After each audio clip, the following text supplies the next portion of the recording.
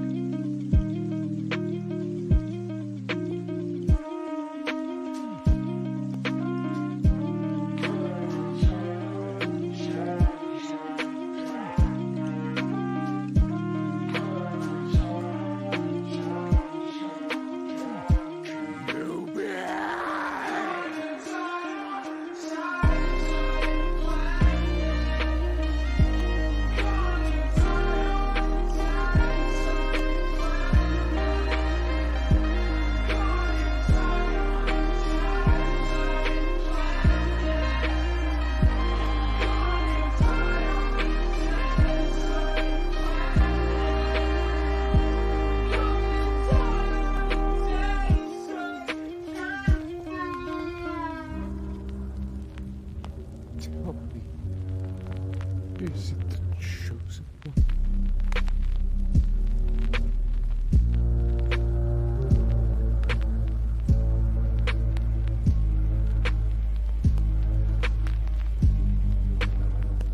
He will avenge us.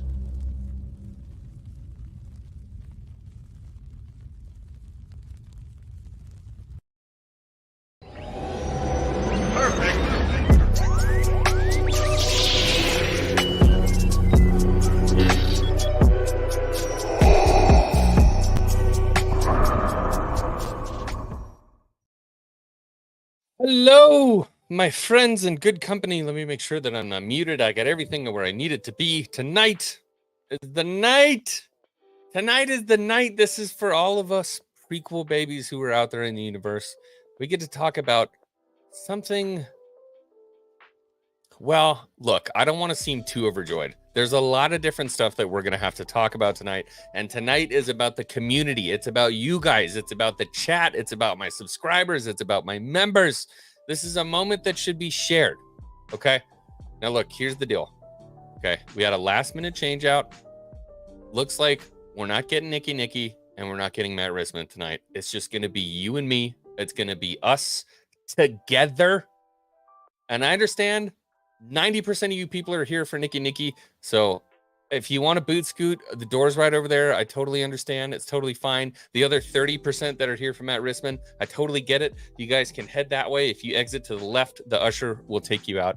But if you're here for me, poor little old X-Wing, and you just want to hang out and talk a little bit of Star Wars, well, gosh dang it, I'm here for you.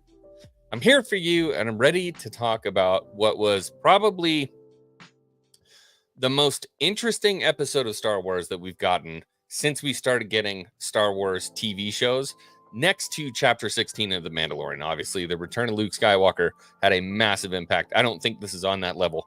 I wouldn't begin to assume that we could get to the level that we got in that episode. But I've spent the better part of 2.5 years essentially just, excuse my French, shitting on Disney Star Wars for everything that they've done wrong, all of the horrible mistakes that they've made, the way that they've destroyed canon, the things that they've done that just piss off real Star Wars fans all over the world. But this is what I'm going to tell you right now, okay?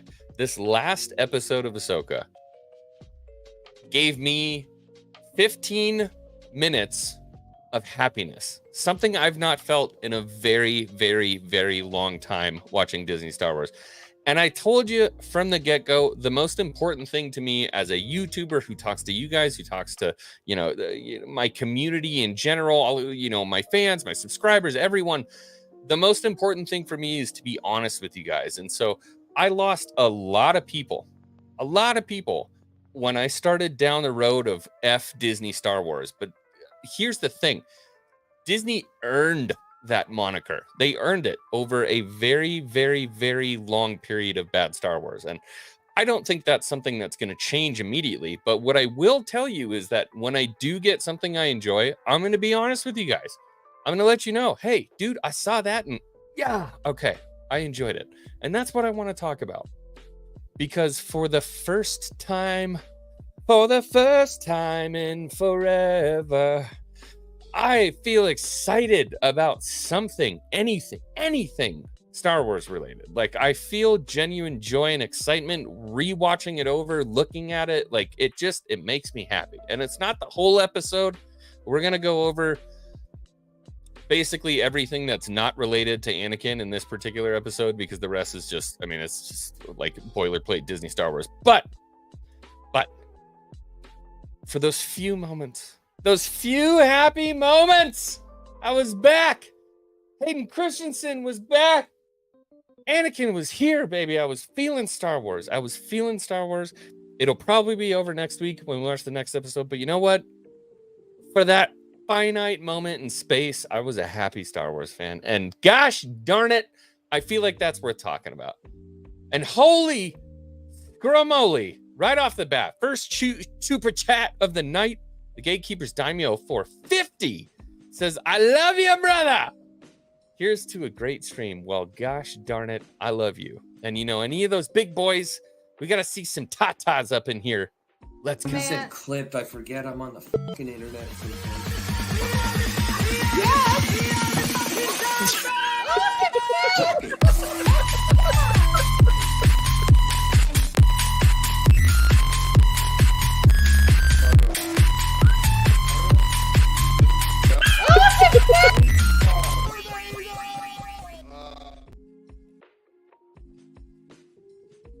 I love to see it. Gosh darn it, I love to see it. I see. Yeah, Star Wars is saved. No, please no. Be mindful of your feelings. Please be mindful of your feelings. That's something we're going to talk about a little bit later. Please be mindful of your feelings. I tried to say this. I was just on Jay's stream. Whole bunch of people watching that. What I'm excited about is the little stuff that I've gotten. If you ask me if I'm excited about the future of Star Wars, we shall see, son. We shall see. Nikki's in the chat, my co-host, who apparently was unable to show up, but is in the chat, says, good luck talking about it with all the party poopers in chat. Well, here's the cool thing. I like the party poopers. I happen to love the party poopers. I don't know if you know this, but I'm a knight of the Knights of Melvin, okay? So party pooping ain't such a bad thing all the time. I think we have to have discussions as Star Wars fans. That's the most important thing. We got to have these discussions. We've been polarized by this overarching social construct of essentially the government of the United States, where if you're not one way, you're the other way, and I fucking hate you if you're that way. Let's not do that. Let's have some fun. Let's talk about Star Wars. I would invite anybody who's down to pop on, who can create a actual human speech conversation to say like, hey, this was shit and it was terrible. Absolutely, I want to have that talk. 100%. I want to have that discussion. Okay. So real quick, we're just going to anybody who hasn't already seen the episode, we're just going to really, really quickly run through what happened. So in the very beginning, we get a bunch of butt shots of Harrison Dula, just a whole mess of butt shots. And Hu Yang is sitting there and he's reminiscing about, oh my gosh, I told them they have to stick together. If anybody remembers that this was a, they thought this was a big payoff from last episode when Hu Yang was like, hey, by the way, you should stick together. Like, I don't know. That really didn't butter my bread. But anyways, so we get to the important part. Ahsoka is back in quote unquote the world between worlds. We don't really know where she's at. We don't know if she's like passed out. We don't know if she's whatever the case may be. She's having a dream. But Anakin Skywalker is there, so I don't really care what's going on. Anakin Skywalker shows up. They have a discussion. Annie is just given wisdom the way that only Anakin Skywalker can, just with pure bravado, confidence. Just, oh my God, I love this man. Hayden Christensen came back and played Anakin Skywalker to a T. And I don't care if anybody disagrees with me. I don't care if people say he didn't do it well in the prequels. I fudging love this man. I love this man. And to see him back with the Youngling Slayer 9000, lighting that thing up and saying, hey, it's time to go fight. Yeah, I was stoked out of my mind. I wasn't jumping out of my chair, but I was stoked out of my mind. Very, very happy boy. So then we get a little bit of choreography, and I'm going to see if I can do this without getting my stream taken down, okay? Well, I should probably turn the sound off. They're definitely going to take me down, but I just want you really quick, because this is something that I like adore as somebody who's had to do this stuff before. I want you to look at the footwork of this man. Look at the footwork of this man as he advances. Solid, perfect, never crossing when he doesn't have to. Every single strike, every blow, every movement is calculated, measured. This is how you do lightsaber fights, okay? Is there somebody write this down, okay? Somebody write this shit down. Watch that man move with the lightsaber and don't do anything other than emulating exactly what he does every single time. Every single time. Every single time. Okay. Done chilling. So then we get this very sequels-esque scene where they're, they're going over, I really, honestly, if you had to ask me, I think this is supposed to be a call to like Octo and the dark side shit, which I just like, get it out. I don't want to see those references. I get Dave's got to do it because, even the people who like the sequels are Star Wars fans. Anyways. So we go back to Hu Yang, we go back to Chopper, we go back to Harrison Dula, and they're walking around trying to figure out if they can see, where they're at.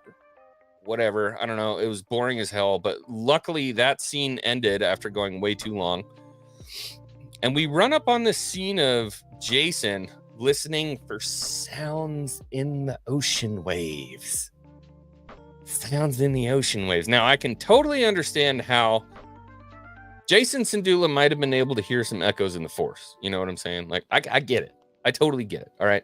Makes sense for him. But then they bring in Harrison Dula, the general, which, by the way, how many times somebody go get a ticker and tick how many times Harrison Dula says that she's a general? By the way, I'm a general. Hey, by the way, I'm a general. I'm a general. I'm a general, by the way. I'm going to flex my nuts that I'm a general. Please, it's enough. We get it, Harrison Dula. We get it. But Jason starts to have these little like Force whispers that there's a lightsaber battle going somewhere in the cosmic Force. I think that's what that was. He's sensing the cosmic Force, which makes sense. I think that's great. Jason, you should do that. But then Hera hears it, and I'm like, stupid fucking Star Wars writing. I'm sorry. I don't like it. Luckily, that scene ends. Now we go back to this place. And by the way, if you're anybody who's watched the prequels extensively and could literally re-choreograph all of those fights in your head move by move if you had to, Hayden Christensen pulls out all of the bags of tricks. It was like Halloween. I was going from house to house and I was watching my boy put those Mr. Good bars in. I was pulling the Reese's, the king size Snickers, all of that shit that I love from those fights. Hayden Christensen was doing. He pulled out the old bag of tricks. It's Anakin's fighting style. Did you see the Obi Annie right there? That was called the Obi Annie. And again, just measured, beautiful steps. Look at everything is measured, calculated, beautiful, and you can see his power when he pushes her away. I'm like, finally, Finally. And for the most part, at least up to here, Rosario Dawson was doing the best she could to keep up with this guy. But like, you're not keeping up with it's just funny how they're like melded, you know? I mean, you have to think Hayden Christensen is like well past the years of going absolutely batshit crazy with a lightsaber. But man, like riding a bike, my boy just came back and was immaculate. Perfect. Everything in his performance. Perfect. And Rosario Dawson is trying to keep up, but let's be honest here. The martial quality of their movements is drastically different between Hayden Christensen and Rosario Dawson. That girl needs to do a boot camp where she just spends a fucking month doing nothing but fighting with a lightsaber. And to be honest with you guys, if I'm being truthful, I think her having two lightsabers is really a detriment to her ability to try to act, because being able to do that ambidextrous shit with the lightsaber, if it doesn't look like you know exactly what you're doing, it's going to look like shit. Just saying.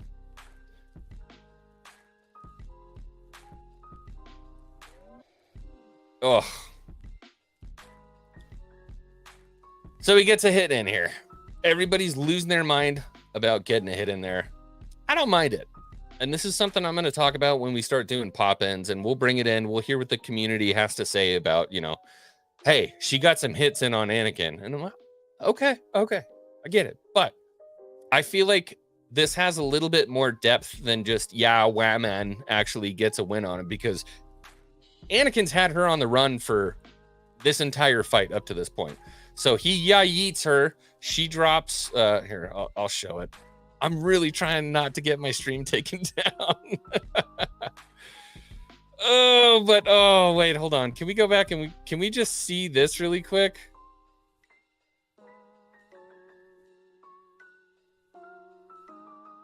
Is that not the prequels incarnate right there? Look at that boy. Look at the smile on his face. Look at everything. That's Revenge of the Sith Hayden right there. I love it. Raging Rhinos in the chat says, I think every fight Rosario has done looks slow and bad. I would say up to this point, I would agree with you. There's just something about throwing Hayden back in the mix. Like, she's almost forced to make it look better. She's almost forced to make it look better. And I'll be honest with you, man. The fight scenes in this particular episode are worlds apart from the rest of the series so far. Worlds apart. Like, not even in the same category. The choreography, while I won't say it feels like Nick Gillard, it feels closer to Nick Gillard than any of the other lightsaber fights have. If you put this up screen to screen next to the fight between Finn and Sabine, you put it up next to the fight between Merrick Fart and Ahsoka, it doesn't even belong in the same universe. They're just completely freaking different. And I know I'm catching shit in chat right now, but guess what? I expected this, because I told you I'm going to be honest about the way I feel about this shit.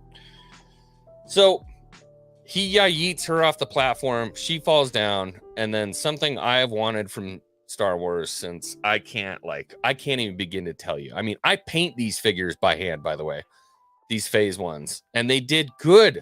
I'm sure they brought the 501st back in.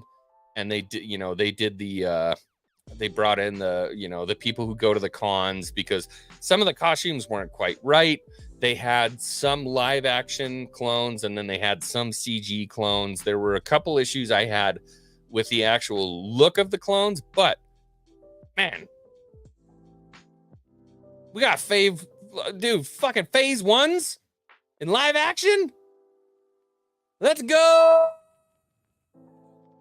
Let's go. Yes. Also, they should not have this blaster, I believe, at this point. I could be totally mistaken, because Anakin's wearing that clone armor. It could be late enough that they have those DCs, but anyways. So homeboy just runs up like a goddamn hero. We get Ahsoka. We get Anakin in Clone Wars armor in true form. A big complaint about these live action flashbacks, if you want to call them that. We'll call them flashbacks. We'll call them, whatever you want to call it. These memories, is that it was just a big fog, right? It was just a big fog. You couldn't see anything. But it makes sense for me. This is not supposed to be like she's actually back there in time. They didn't use the world between worlds to go back there in time and actually land there. This is a dreamscape. It's a small remembrance. So like in my brain, I'm thinking Ahsoka's really only pulling from her brain what was going on 30 feet around her, you know, essentially. This is what was happening. So to me, I like it. And look at this, dude. You got an LAAT landing in the background. You got a whole assload of phase ones just charging through the mist. Like, yes, this is what I wanted from Star Wars. Yes, I do want to see this. I do want to see this. This is what I've wanted to see. Let's get rid of the smog and let's turn it into an actual show. But I'm just saying, this is what I'd want to see. Lost Tales hopped in with a member for 6 months says, Hail, 6 months, shooting for 100 years. There is not a fucking chance I live that long. But I really appreciate it. I really appreciate it. Good to see you, Lost Tales. It's English smog. How could I have been so much of a xenophobe to not realize that it's English smog? Because that's where they filmed it, I don't know. Look, I'll be honest with you guys. This whole thing, like all of these, the flashbacks, the phase one clones running through, all of this stuff, I adored it because I've probably said this on stream before. Like, I still feel like Attack of the Clones is massively underrated. And just because of the connection in A New Hope, when Obi-Wan is talking about, you fought in the Clone Wars, like that is something that we really, really, really should have focused on and told a bunch of stories and was in the Clone Wars. And I'll be honest with you, I was pretty upset when at the end of the first scene of Revenge of the Sith, we were like done with the Clone Wars. That was it. I'm like, dude, this is Star Wars. Like we have to talk about the war. I love Band of Brothers, the Pacific. I mean, all of these, you know, incredibly detailed and intricate accounts of bravery and heroism that have occurred in some of the most stressful times in humanity ever. I love those stories because they have weight, they have gravitas, they have human emotion, they have all these different things that are just naturally born to give you a good story. And I was like, we're just gonna let go of the Clone Wars, and they're like, oh, we'll make a cartoon. So I watched the cartoon, but it really just doesn't have the same weight as live action. It's never gonna have the same weight as live action. So yeah, I was really excited to see this. So then we get the scene where these clones are wrapped up. They've got face wraps on, which I thought was kind of a cop out. If I'm being honest, I think it was a little bit of a cop out. If the other clone on the stretcher like had their helmet on or whatever, and this one particular clone got burnt really bad in the face, okay, that makes sense. But they were like, we can't make fucking 5 Tamara Morrison, so we're just gonna wrap their face with cloth. Like, all right. But we get this cool scene that kind of mirrors something else that happens in Clone Wars when Ahsoka puts her hand on the clone's armor and the clone reaches over and grabs her hand. And I actually really like that because I feel like that mirrors some of the shit that we got in the end of Clone Wars when you really see Ahsoka caring for the clones. If you remember at the end of Clone Wars, you know, the real struggle they had with like, what do we do? Are we just going to kill all these clones? We're going to crash the ship. And then you have this incredibly sad scene where Ahsoka is standing, you know, in front of a graveyard full of clones. You know, they've handmade these crosses for these clones. I don't know. So I like that part of it. Moving on, we get some more, fight scenes. We get a line that I thought was kind of cool from Anakin at this point, where he walks up and he's basically like, you can fight or you can die. And she's like, this isn't what the Jedi are about, man. Like, is that really all I am as a soldier? This doesn't make sense. And I think that is kind of cool because it mirrors, if you go back to the prequels, that like we're keepers of the peace. We're not soldiers. I think that was Mace Windu. I can't remember who it was. But I thought that was nice. It was a nice callback. And then you get Anakin walking up in Clone Wars armor with the youngling slayer, and then right in the background, Rex. His ARC Trooper skirt looks fucked up in this shot. I don't know if it was just me, but something's wrong there. I don't know. And then in a couple other spots, you can see clones who have like the wrong helmet on, depending on their rank and stuff like that. I brought it up on Jay's stream. I'm like, nobody cares about this shit. I don't know what I'm talking about. But anyways, having those phase ones back, yeah, yeet. Freaking beautiful. So Anakin takes off, and then you get one particular scene here. I'm going to see if I can freeze it. He goes off into the fog. This chick fucking killed it, by the way. Excuse me saying my French so much, but this young Ahsoka, I thought she was the highlight. She actually uses like emotion in her acting, which I thought was it was a nice change. And you can actually see right there, if I go back a little bit, you can see these are CG troopers. Those aren't real troopers right there. Those are CG troopers, but they look good. I'm just happy to see him again, man. So then Anakin walks off. You get a little flash of Anakin, and then yeet. Vader. Lord Vader. I thought this was cool. It's cool because this kind of reinforces the fact that while she's having this acid trip, you know, dying at the bottom of the ocean or whatever the case may be, she remembers Anakin the way Anakin was, but she also 100% remembers the fact that, bro, this guy turned into the most evil dude in the galaxy. This man that I loved who mentored me turned into literally one of the worst freaking people in the world. Worst people in the world. So she's remembering that as she's going through this trip, which I thought it was great. A lot of people were like, yo, you're jangling keys. I'm like, all right, if you want to jangle keys like that, then jangle keys. I'm happy with that. Jangle the keys. Melvin's going to have a fucking field day with me after this. But anyways, so we go back again to what I think is absolutely the worst part of the episode is all of this stuff centering around. They're going to be, by the way, don't be surprised if like at one of the last episodes, they're like, what island were you on, by the way? Oh, it's an island called Octo. Like, don't be surprised by that. But we got X-Wings back, which I was very happy to see. So we get into this long conversation between Hu Yang and Harrison Dula. I could literally do without pretty much all of this stuff. They're looking for Ahsoka. A lot of this was just filler. They're talking about how, well, we're going to stress our fuel reserves if we take a loop around the other side. Yada, yada, yada. But we cut back, and this is where it kind of blew my mind a little bit, and where I knew that these weren't like, obviously these aren't flashbacks. This is something in Ahsoka's head where she's trying to work through something. There's something she hasn't worked out that she's trying to work through. And we wind up on a siege of Mandalore, right? She's taken out Maul loyalists. The 332nd is there in full view. I mean, this right here makes me so happy. This is my absolute favorite clone helmet that ever came out of Star Wars, is the 332nd Ahsoka face paint, dude. It looks so good. It's just so fucking cool.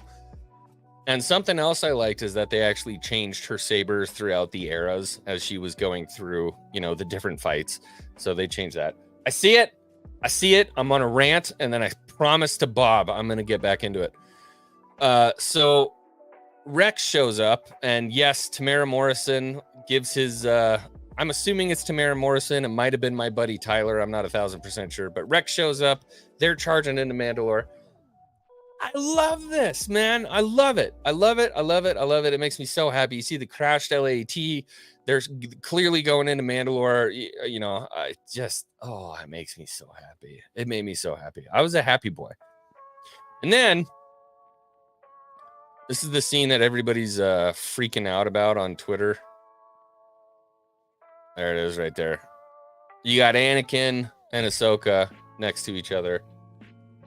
crossing arms, doing the whole thing. Everybody says, why does Ahsoka cross her arms so much? Well, it's because what Anakin did. It's like, they probably didn't need to lean into that as hard as they did, but here we are. That's when I talk about minor gripes, I think arm position of the actors and actresses is like pretty fucking close to the bottom of my list. But regardless, it's cool when you put them side by side. This is very clearly, an adaptation of a picture from the cartoons, which is always fun to see. I think it's kind of funny a lot of times when we talk about Star Wars and like I said, to anybody who's just joining, trust me, I'm not praising the show of Ahsoka. I'm just trying to find some of the golden nuggets and the turds. I think it's funny that in so many different instances, we find these moments and people are saying, they're just fucking redoing that. They're just rehashing that. And then when it's something we like, they say, like, oh, hey, like George said, it's poetry. It rhymes. There's always a different answer depending on what the situation is. But anyways, so they have this moment and then all of a sudden Anakin turns into peak Vader, right? So we'll go back, which I think from a cinematography standpoint, comparatively to everything else that like they've done with Disney Star Wars, from a cinematography standpoint, this was shot better than anything they've done. Sorry. Like, it is. It just is. If you look at this compared to Kenobi, which albeit was an extremely low bar, but look at how much better this looks. Look at how much better this looks. The lightsabers actually look like lightsabers. And then my boy Hayden does what Hayden does best and just rocks in. And you can see him acting like Vader. His fight style changes, right? It changes completely. And does anybody remember where that move came from? That little move right there. If anybody can name where that move came from, you get 5 points. It's a little, yeet, move over, and then we're going to lock the saber up and dip. Anybody remember where that was from? This just literally comes from like years of watching way too many fights from the prequels. Let's see if anybody can name it. Come on, 5 points in the chat. No. Everybody's saying Dooku. It wasn't Dooku. It was not Dooku. That was from Battle of Heroes. Go back and watch it. You'll see it. It's a little different, but it's the same move. So we get this fight between Anakin and Ahsoka, and everybody is just like losing their shit, pissed off. So, by the way, he like spinning back kicks her back into whatever place that she was in. Yes. My man. When he was pinning Kenobi. Correct. So they go back into this world and they're beating on each other. Ahsoka's doing her classic, double scissor move. Anakin says, nah, fuck that. Grabs one of the sabers, gets it out of the way. He knows he can overpower. They fight. Some weird exposition occurs here. And then the big problem, right, is that Ahsoka... All right, let's look at how this happens, by the way. Okay, because this is a point of contention for me, and I think it should be for everyone. Let's look at the move that allows Ahsoka to get the upper hand here. Let's just break this down for a second. And he kicks, over swings, pauses, looks over his shoulder, and gets yeeted by Ahsoka. Okay. I feel like this is important to talk about, right? Because peak Vader, not in a million fucking years would ever do something so stupid as to overswing, pause, turn around. So this just lends so much credence to the fact that, like, there's only two ways this goes. One, Anakin was really trying to teach a lesson here, or the memory of Anakin was really trying to teach a lesson. Or whatever this thing is, it's not Anakin. There's only two ways that this can go. One, he either let her beat him, or two, this has nothing to do at all with the actual Vader. It would be Vader, not Anakin at this point, Vader, that actually exists in canon. Because there's no shot. This is what this guy, by the way, to anybody who doesn't know, who's wearing these clothes with the Sith eyes, he's referred to as Prime Vader. So Prime Vader would have been the guy that Palpatine wanted. And Prime Vader would not be bested by anybody. Prime Vader would not have been bested by anybody, with the exception of Kenobi, because of their closeness together. And beyond that, he really wasn't Prime Vader when he fought Kenobi, because he wasn't fully in his his Sith mood, if you will. So take this the way you will, take it however you want. I mean, there's an argument to be had on every side of the chessboard for this one. It could be Anakin is the father in the Force, and he's, trying to beat down, Ahsoka, but not really that hard. So he's just teaching her a lesson. It could be that this has nothing to do with Anakin, has nothing to do with his being in the cosmic Force, and it's a total shenanigans, and it's only her remembrance of Anakin and her cockiness thinking that she could beat him. It could be any of those things. This is another one that people are bringing up. It's a Dagobah cave movement. I really don't like to attach that to this personally. I feel like it's completely different. But I mean, if that's the way you want to view it, like I said, there's a merit, there's a fight for, I guess, every side of this argument. I don't think that anybody's right. And this is something else that I'm going to tell you that I do enjoy about this, is that a lot of times in Disney Star Wars, they try to explain shit away, and they explain it poorly, or they try to attach it to something that doesn't make sense. But this was so open-ended, and I think intentionally left open-ended. That's what I love about Star Wars, is the open-ended discussion. It could be this, it could be that, it could be this. We just don't understand. We don't know what that is. It could be this, it could be anything. Like, who fucking knows? That was the most fun thing about Star Wars when I was growing up, is a lot of times the questions were left unanswered, and we just had to sit there and talk about it until we figured out what we thought it was. And so I appreciate that little portion of it, is that I feel like there's at least a little bit of speculation and a little bit of fun occurring with this episode, which is something that's been sorely missing from Star Wars. So anyways, right after that, we get this. I don't know if I was a huge fan of that. Ahsoka gets Sith eyes. The one bit of credence to this that I will give is just earlier, a little earlier, he said, everything that I am, is basically in you. So even some of that aggression, some of that hate, all of that stuff, I mean, he taught that to Ahsoka. So that's in there. And then the thing I don't like about this is basically Ahsoka saying, like, I'm better than you. I wouldn't give into it, which is fuck it. She's not dealing with the shit that Anakin was dealing with. You know what I mean? Like, not even remotely. So then she somehow magically floats back up to the surface. We get the ghost back. We get just the most ridiculously scary. I mean, look at that crown. Look at that mullet. I'm going to be honest with you, like, makeup department kind of took an L on this one. Makeup department took an L on this one. That is weird. It's weird, and it makes me uncomfortable. But she wakes up. All of a sudden now, she's like, damn, I'm Ahsoka the White, dog. Oh, we got a map. I found a new shawl. Guess what? I'm Ahsoka the White, bitches. I've changed everything I've learned. I'm going to look at these Purgles.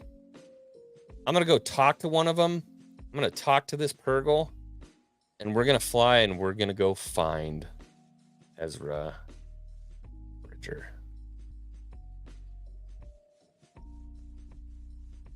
I'm going to be honest with you. So essentially from pretty much like this point until the end of the episode, I was completely checked out.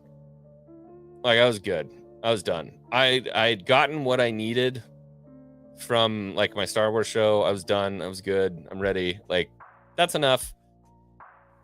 And then Dave Filoni just flexes his Daveness so fucking hard in this last bit. Gives us a legitimate baleen whale. So the thing about these whales is that I always kind of liked or entertained the idea that there could be some kind of weird ass intergalactic whale. Whatever. I saw them in the cartoon and I'm like, this is kind of bullshit. They looked horrible. Put them in live action and I was like, hey, you know what? These actually look kind of cool. But then the second that they open their mouth and you see the legit fucking baleen, which are those little bristles that you see, it's what whales use to literally feed on krill. I'm like, what the fuck are we doing here? These whales eat like gas from space, and he gave him baleen bristles, whatever. Anyways, so that was it. That was the episode. The whales, but you know, they go past the crew here, and then our final shot is Ahsoka getting ready to boot scoot, and we see a big old whale anus. I don't know if I'm going to be able to actually get the whale butt. Let's see if we can get it. Oh, slightly before that. But they take off through hyperspace. And they're going to go find Ezra.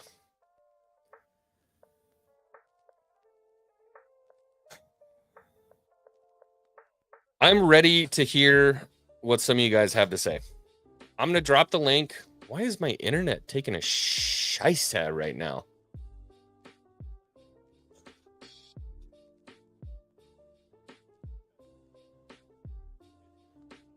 I'm ready to hear what you guys have to say about this episode. I'm ready to have some conversation.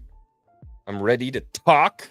I dropped the link in the chat right there. If you want to pop in and say what's up, come in, pop in, say what's up. I need like a hold on, I'll be right back video. I don't think I have one of those. No, I really don't. I have believe, but then people are going to think the thing's over. All right. The second it gets wild, you're getting yeeted. So if we're good, kick it. Let's have a conversation. Hey. What's going up, on? man?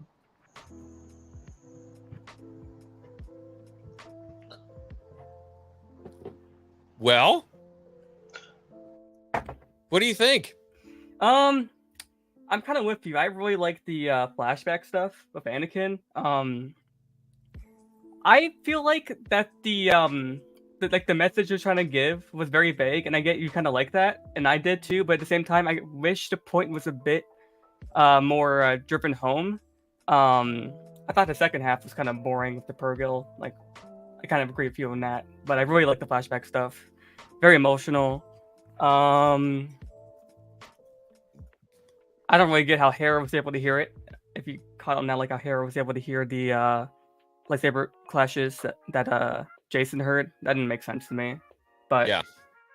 everything with the flashbacks I really liked. The action was good. It wasn't as good as the prequels, obviously. You know, Nick Killard is amazing.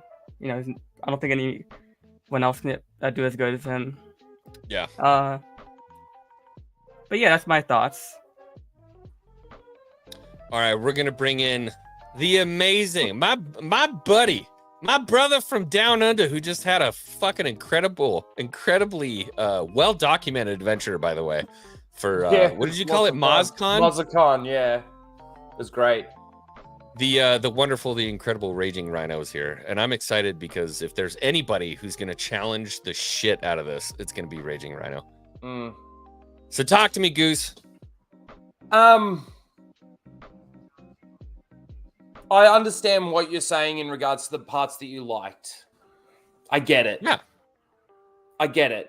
You know, It's gettable. seeing Anakin on the screen, and you're completely right about the way he moves, the way he's still got it. You know, he never lost those skills that he learned when he was training for the prequels. Yeah. And you can definitely see that. I think that was good. There was some great cinematography shots. But I still feel like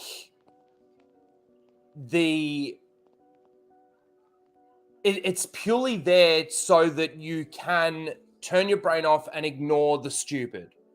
Yes, that's exactly what it did to me.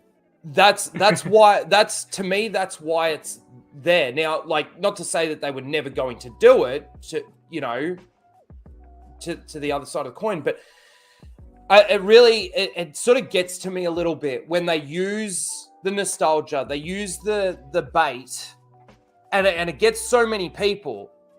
You know, the Hail Dave Filoni stuff. Like, I just can't God, that stand drives me that. fucking nuts. I just Yeah, can't that. stand it. The people, you know, do these live watch parties, you know, and they sit there and they go, oh, that was pretty bad. Oh, that I like that. That was pretty shit. But then they still give it like a 9 or a 10 out of 10. It's like, how can you not like that? And you think that's shit. And yeah, okay, this bit was good and this bit you liked. And okay, got it. But how can you sit there and say, oh, Dave Filoni gets it? Dave Filoni knows, like, to me, he really doesn't. Right? So that's the thing that I find super interesting is like the 9 out of 10 reviews. We really don't have like a standardized grading system, because if you're giving an Ahsoka episode a 9 out of 10 and The Godfather's an 8.5, how the fuck does that make sense, right? It just doesn't. Well, so how I think do they're grading on the basis of Disney Star Wars, which I think a lot of us are at this point. Okay, let me ask you a question, X-Wing. What's the best, both of you, what is the best Star Wars you feel that you've ever seen? Ever?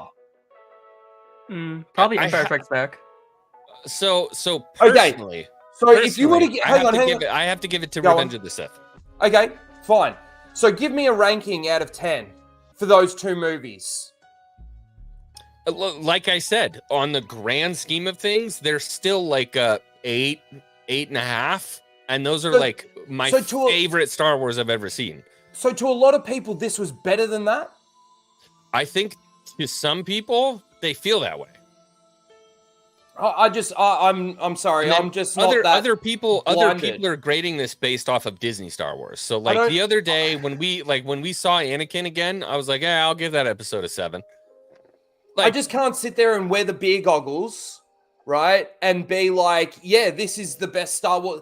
It seems like this is what I hear out there when after each episode that we get. Episode 1 was the best Star Wars we ever had.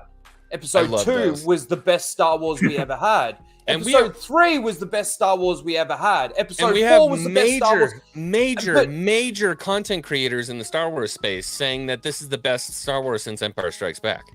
Oh, man, that drives me up the wall. The thing is like prior to Ahsoka, the best Star Wars we ever had was the last Star Wars thing that we had.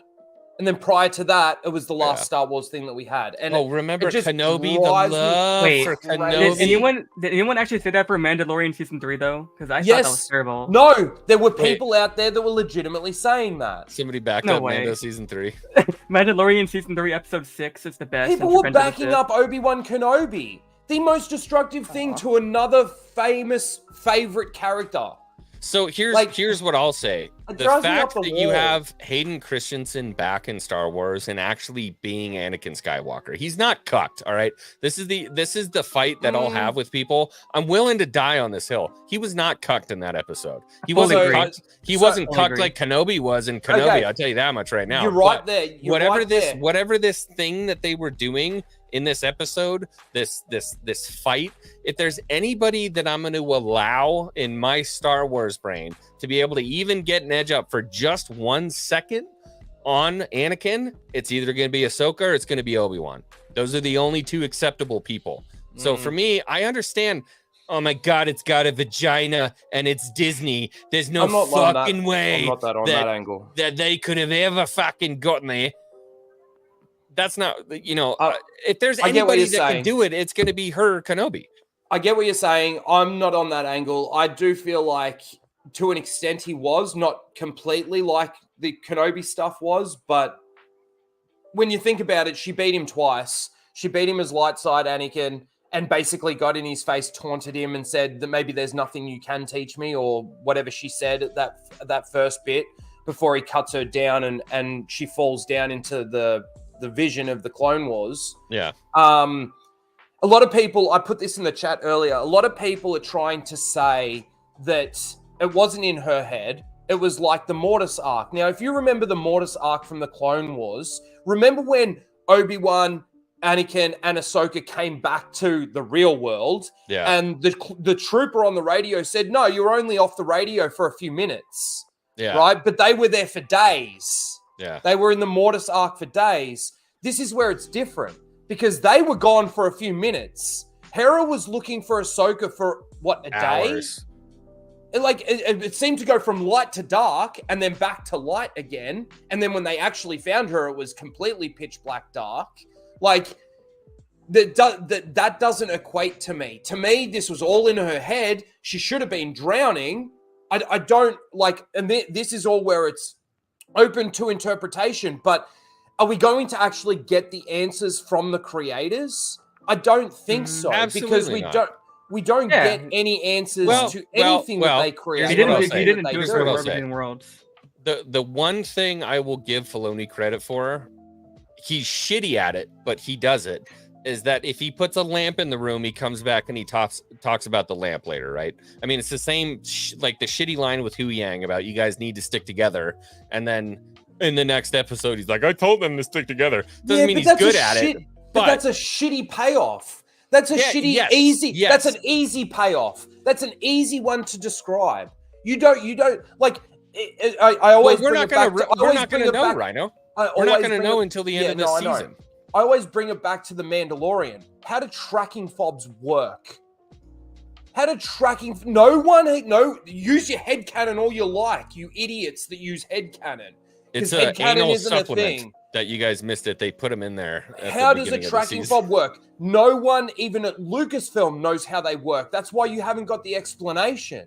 You know, when George Lucas was making things like hyperspace and you get that one line from Han Solo in the originals to actually explain it, you know, it gives you explanation. It gives you depth. It gives you rules and reality and lore within that universe.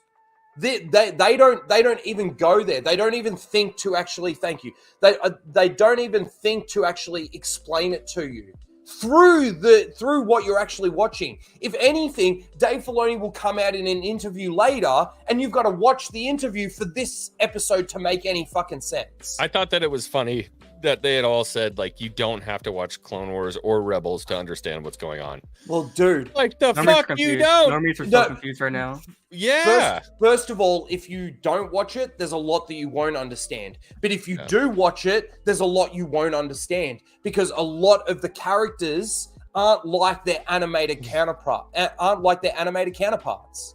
Like, the Hera is nothing like what she is like in the animated stuff. I think if they got rid of Hera and Sabine, this would be a ridiculously better show.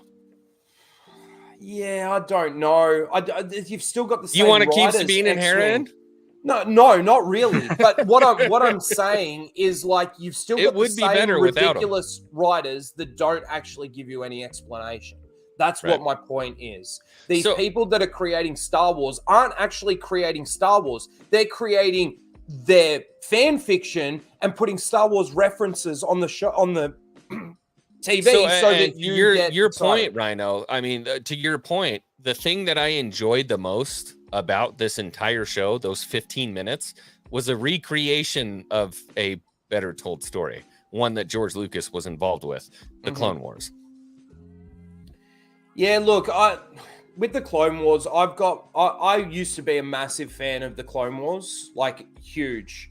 And then I ended up having discussions with Ryan Kennel and Lethal Lightning, and they kind of turned me the other way because they showed me some of the flaws in it. And yeah, okay, there were some good moments, just like in, like, let's say this episode, there were some decent moments.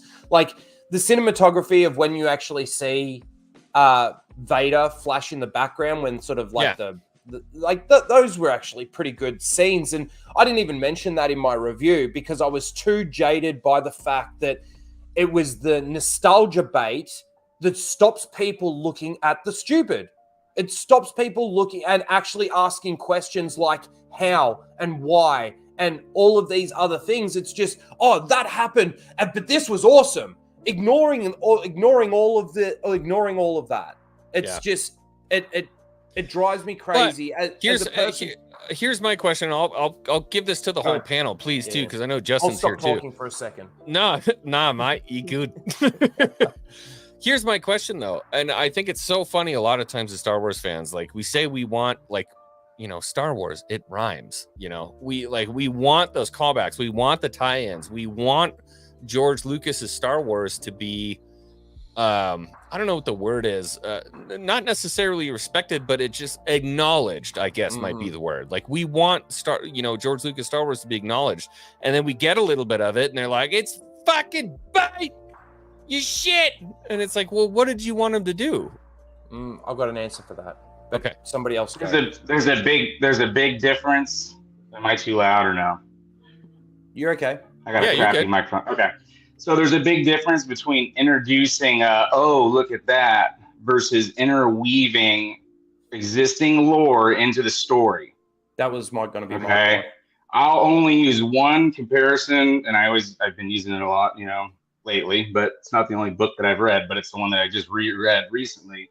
It's going to be the Plagueis novel again. Okay. Part of what you like, I know, that's why I'm bringing it to your attention, because you seem to forget it because you're letting the low-hanging Anakin fruit grab you by the balls. So part of what you like is the Clone Wars shit, right? They showed some Clone Wars, some Ahsoka, some of this, some of that. Well, the Plagueis novel actually sets up the Phantom Menace and the Clone Wars, and it doesn't just go, oh, look at this, here's a reference to this. No, we actually find out the creation of the clone army. We find out about Plagueis planning to use, the authority, right? And then determining at that point that they're not going to be the proper species to clone. We get a lot of depth how the clone midichlorians. Midichlorian, I was going to get to that too. Okay, you also get to the funding of the clones and how that happens. You get the meeting between Plagueis and Dooku and Qui-Gon and Sifo Dyas, and it's not just little. They show the interweavings of them planning everything into the Jedi's head about worrying about what happens. It's all meaningful. It's all meaningful nostalgia. It's all meaningful.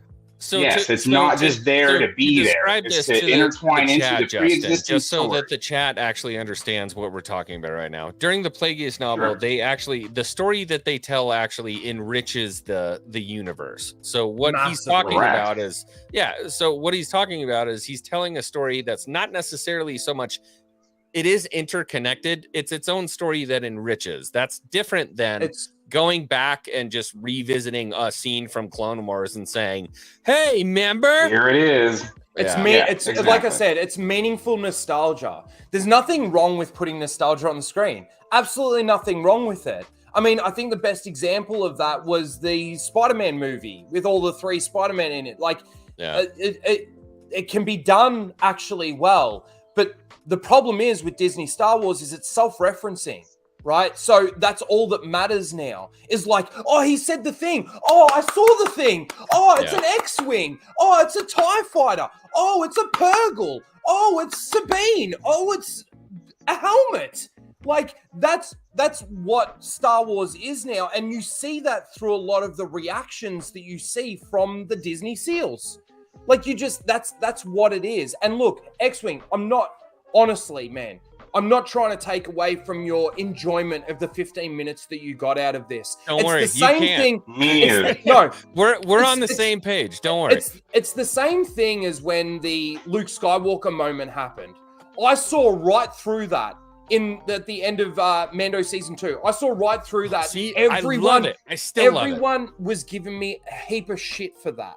Right? And I'm sitting there going, this ain't Luke's. This is so far removed from what Luke Skywalker would have done going on that ship. Yeah, okay, he would have taken out all the droids. But then instead of just like, I'm taking the baby, he should have been like, what's this Imperial ship doing in the middle of nowhere? Who is this moth on the ground here that you've got in custody? What the fuck is going on here?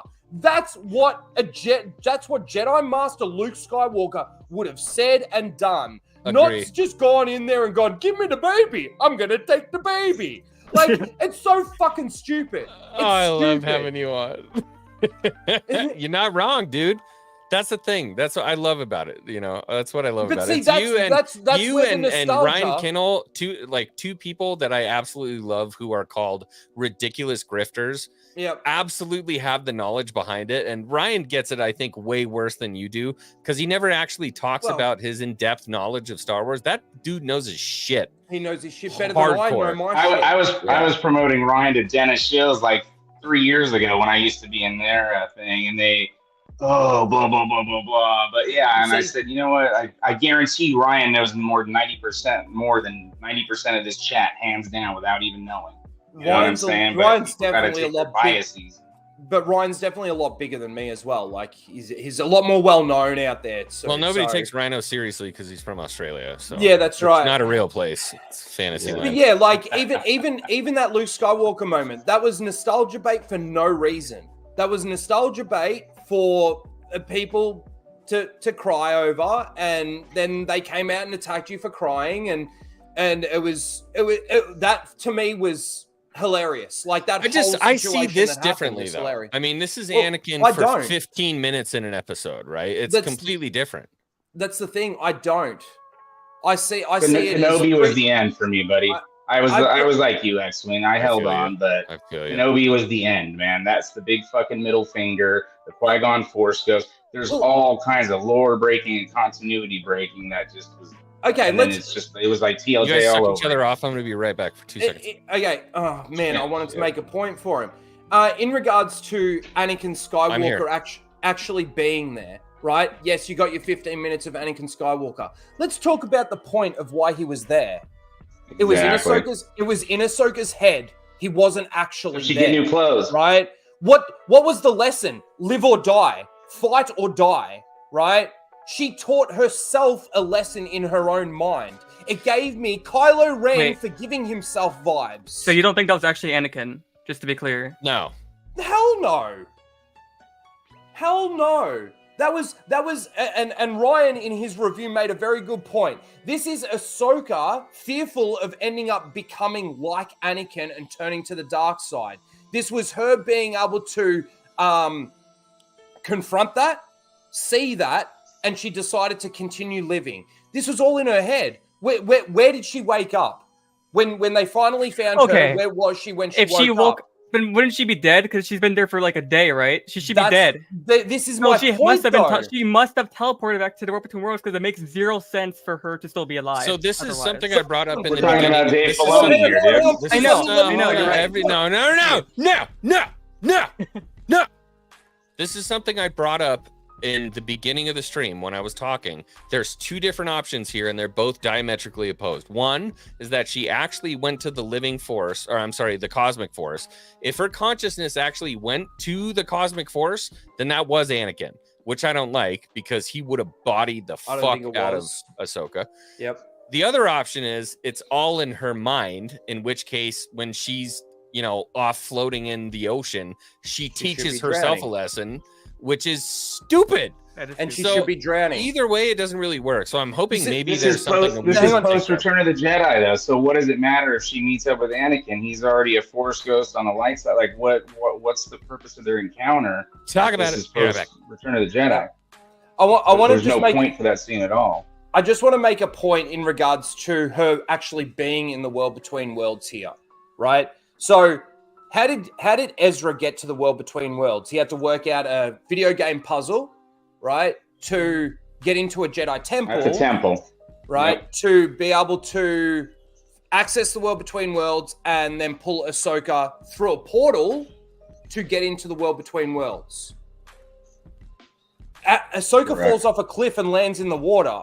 So unless while she's falling, Anakin, who's in the world between worlds, pulls her through, but that's not what happened because she doesn't go back through a portal like she did in that Rebels episode. Yeah, she just wakes up. She didn't access a temple. Like to me, it was all in her head. And maybe it's got something to do with the sister. Remember the sister in the Mortis arc? and Yep. the owl thing, whatever you call it. Yeah, Morai. Right? Yeah. Maybe it was her. Maybe it was her. But this is my point: is that when you go back and you watch the Mortis arc story, when they were in Mortis for days, they were only left the real world for minutes. Whereas you see in this episode that she was left the real world for a day, maybe 2, right? In the time that she's in that water, she's dead. She's drowning. And that's what I was going to say. This is where I always sit there and I say, the people that are creating this new canon need to be the ones to explain the new canon. And they fail at every turn. They failed to, and this is the thing, and I've said this before, George Lucas, when he made Star Wars, he was able to make Star Wars for normies, for the people that just wanted to see the flashy lightsabers and shit on the screen. But he, more often than not, he was actually able to leave lore, continuity, and canon in check for those hardcore fans. Now, don't get me wrong, in the prequels, there were a couple of mistakes, and I feel like they're you know, a lot of people talk about, R2D2 flying, for example, right, with the rockets. Like, that's very small example, but there are other examples of where George Lucas went a little bit off the rails with his continuity there. However, more often than not, with the lore and the continuity and the canon of it all, he was able to keep that in check for the hardcore fans. So when the hardcore fans, like myself, dive into these scenarios, these situations, ask the questions, how, why, when, all of that sort of thing, there's actually an answer. Whereas with Dave Filoni, with Kathleen Kennedy, with Jon Favreau, with these saviors of Star Wars, they don't have an answer. They don't have an explanation. And the funny thing, too, about this whole savior of Star Wars thing that I just want to make a quick point on is self-appointed. Well, no, not even that.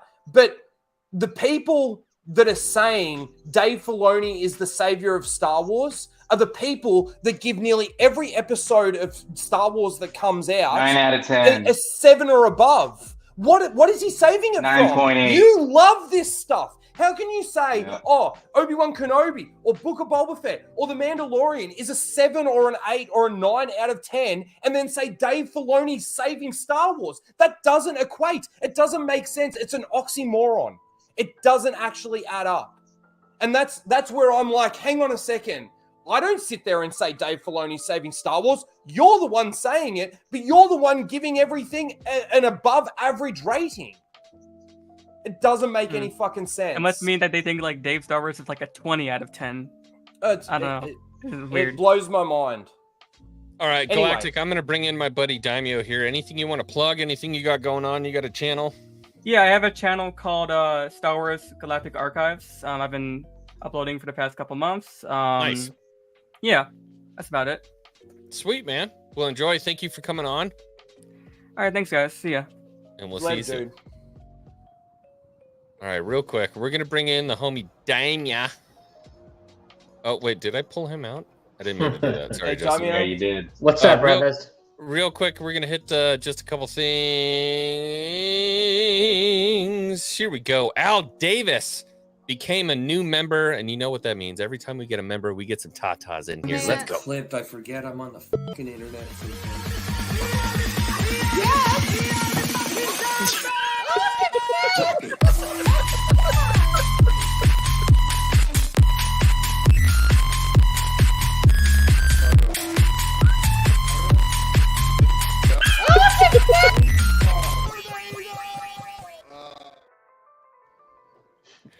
Then we got another super chat from Yuri Kendall for $2. Says it all about Ahsoka. Seal clapper. I think I read that right. I don't know. And then we got some love for Raging Rhino in the chat. Says Raging Rhino just spews what Ryan says. Ryan cock. Damn. Well, my name is Ryan. But anyway, is the middle name Cuck? Yeah. Perfect. You can think that I spew the same thing that Ryan Kennel says. The funny thing is that means that we just both think the same thing. No. You're incapable of thinking no. Yeah, I go and watch Ryan's videos, and then I go on stream and I just parrot what he says. I'd rather watch X twerking for an eternity than another second of Disney Star Wars. I never thought I'd have me shirtless shaking my ass on the internet. No. My question is, did he watch it? Because a little bit of a contradiction, if so. Who?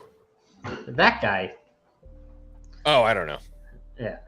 I think she's got a massive crush on Rhino. I mean, I do too. You know, that's all you can do when you hear a guy talking like that. Not as big as a crush on Anakin, huh? Star I Wars? intentionally don't watch other people's reviews or anything until I've actually watched it.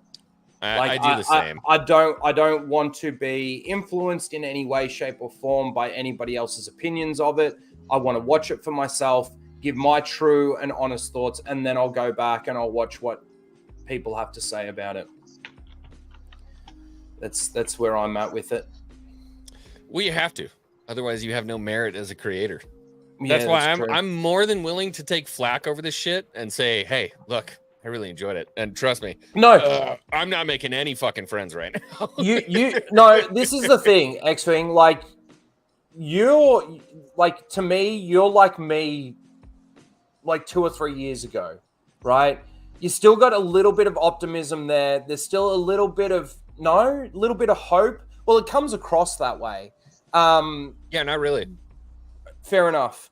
But you can. I hate having to actually say this. If you enjoyed it, or if you're enjoying it, like, good for you. Nothing that I say should change that. Nothing. That's how it should be. Right?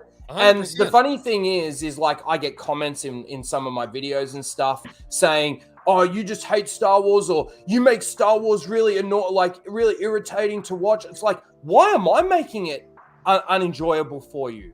Why am that means to me? That means that what I'm saying. Hang on, it's a personal problem. If what I'm saying about Star Wars is irritating you and making Star Wars unenjoyable to watch, that means that what I'm saying is correct.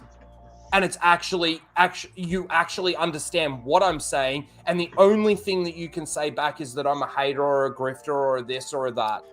So, like, you've what got I no would say argument. is that there. So, you get those kids on the internet who are like, you just grift for no reason, and you just hate because there's nothing else you can do. I'll give credence to that. There are creators out there who have literally nothing else to do, and the only reason they can get clicks is because they hate on shit.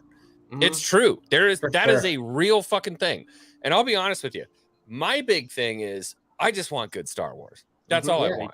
That's all I want. Why? Because I'm an actual fucking Star Wars fan. And there are people out there who are like, no, I don't want Star Wars to succeed. I want it to shit because it's going to make me so much fucking money. And I'm like, I'm just not on that page, dude. Not me either. The only thing I want is for Star Wars to succeed. And if I see just a glimpse of a quarter of a small pixel of the inside of a picture of somebody's asshole of good Star Wars, I'm like, it's like you can see the passion and like the belief of a real Star Wars fan. Like, it's not hard, bro. That's why I was bringing up Plagueis to you, actually, because how many times have we talked about that book and stuff? So think back, or fucking go crack the book open and go read some dialogue from it, and then go watch the episode of Ahsoka again and watch that whack ass. Oh, we don't even know where it's gonna go. Well, at least we'll be going somewhere. What the fuck kind of writing is that? That's not Star Wars, man. That's not like.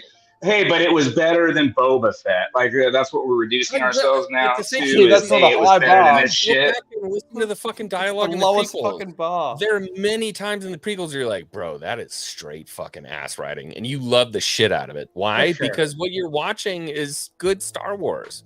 You know, but it has everything that people have forgotten about. You can knock some of the wooden dialogue, but you still have the actual.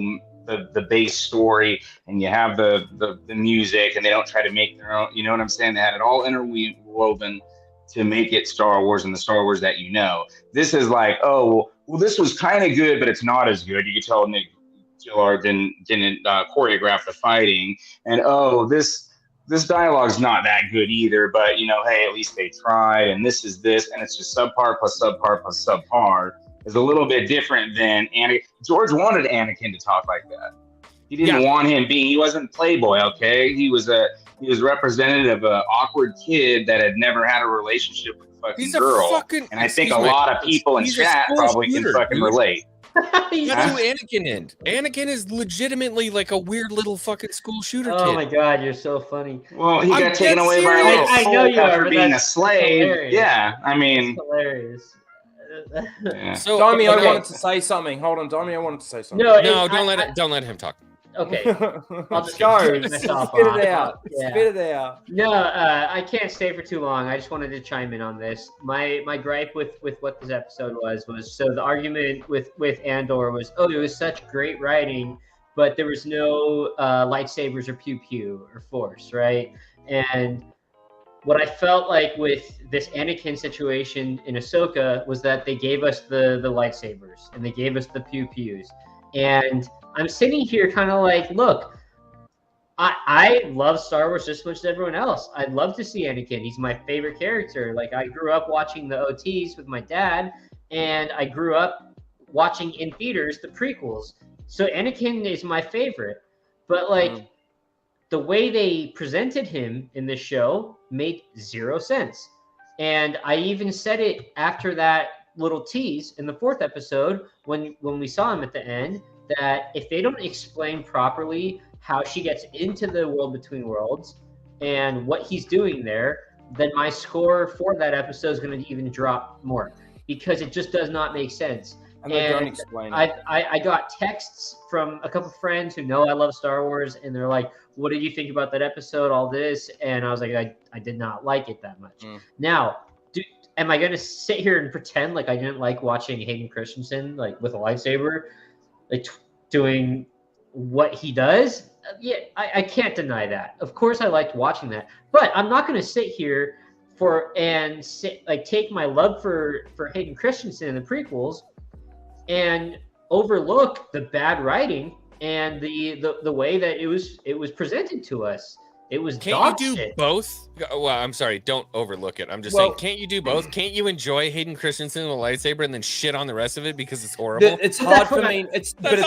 No. I get it, and that's fine if you can do that. It's hard for me to be able to do that. It's honestly that hard because they've destroyed so much of the legacy characters.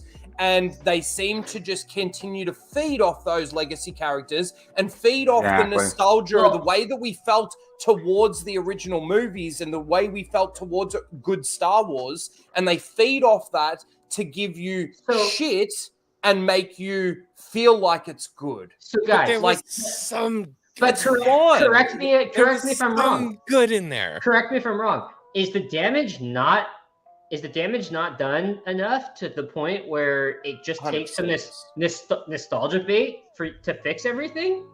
Yeah. But in their eyes, that's all they need. I just want to bounce off something else that you said. When I was sitting there criticizing Andor for its shit writing, for its shit continuity, and I was actually giving my points, the only argument that people had against that was, oh, you need lightsabers and force powers to enjoy your Star Wars. Go back to your childish stuff. This is for adults. Okay. Based on that logic, I should love Ahsoka, right? Yeah. Well, based on that logic, I should love Ahsoka. Not necessarily. Well, all I need is lightsabers and he only needs lightsabers and pew pew. He's an immature Star Wars fan, you know. Well, they have to be done correctly, that's right? What their argument that's the big thing. That was my argument. So that's my argument. You need character motivation. You need character development. Apparently, like this constant stoic. And the massive pauses in dialogue and stuff like that. I will say the dialogue got a little bit better in this episode between Anakin and Ahsoka, right? It was really bad for the first 4 episodes. There was some okay moments, but the nostalgia isn't enough to block out the stupid for me. It just isn't there. There was some shit. Well, here's the main problem. At least they were delivered quickly. Okay, here's the main problem. Go on, Justin. Here's the main problem. Anakin's arced out, just like Ahsoka is arced out. Their character arcs are over. They've been over. No. I'm Yes. No. I'm going to push back on that. Squeeze the golden goose dry. 100%. There are 1,000 stories you could tell about Anakin during the Clone Wars. Yeah. I kind of agree. Yeah, but You don't essentially have to tap didn't they? into the overwhelming arc of There's Anakin. 6 movies And covering by the way, Anakin Skywalker. you don't Didn't they do have that with to the Clone fuck Wars? you don't have to fuck with episode 6. You don't have to fuck with episode 3. You don't have to fuck with episode 2. You don't have to fuck with episode 3. You can go in between there and tell 1,000 stories about Anakin Skywalker. They did. It was called TCW. They did 7 seasons of TCW and 3 They made a seasons of cartoon. microseries. I'm saying you could do something. Okay. I'm being asked in the chat. I'm being asked in Plenty the of books too. chat. Okay, Daimyo, go. So, you guys can't deny this. There is a clear agenda and a clear what's it called? Plan? What's the word I'm looking for? I'm being an idiot right now. Look, why does it take 5 episodes for us to get our story going? Okay, it's been said from Dave Filoni himself. I can't answer that. It's been said from Dave Filoni himself. This is Rebel season 5, and it took us 5 episodes to get to a progression point. And this has been the same thing with every single Disney show. Okay, so why do we have to wait until the last 3 episodes of a show to get somewhere with the story that they're trying to tell? That's Disney. But I mean, but this is where I'm saying, like, okay, I'm a party pooper for not being so happy that I saw Anakin. When I first saw him at the end of the 4th episode, it wasn't a feeling of emotion and like, it was a feeling of what the fuck is he doing here and why is he doing here? So Okay, I think the problem is they wanted to tell the story of Sabine, which nobody cares about. Yeah, So Sabine those was first 3 screwed. episodes Ahsoka that show. you're talking about, where it doesn't move at all, it's all Sabine character development, if you want to call it that.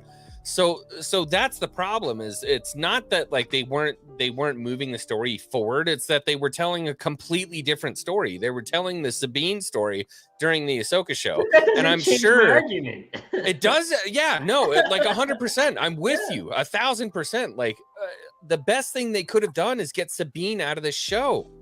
There's no reason for her to be there.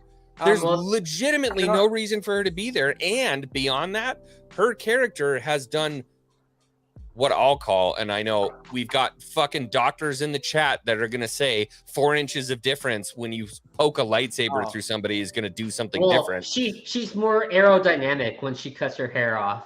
I'm just saying, she's stuff better like as a that. Stuff lightsaber. like that will it ruins your show, and it took me out of it. It completely took me out of it. I got to touch on this. Darth Wizzy Wizard in the chat asks, "Can you describe the stupid?" Can I just be given the floor for just a second?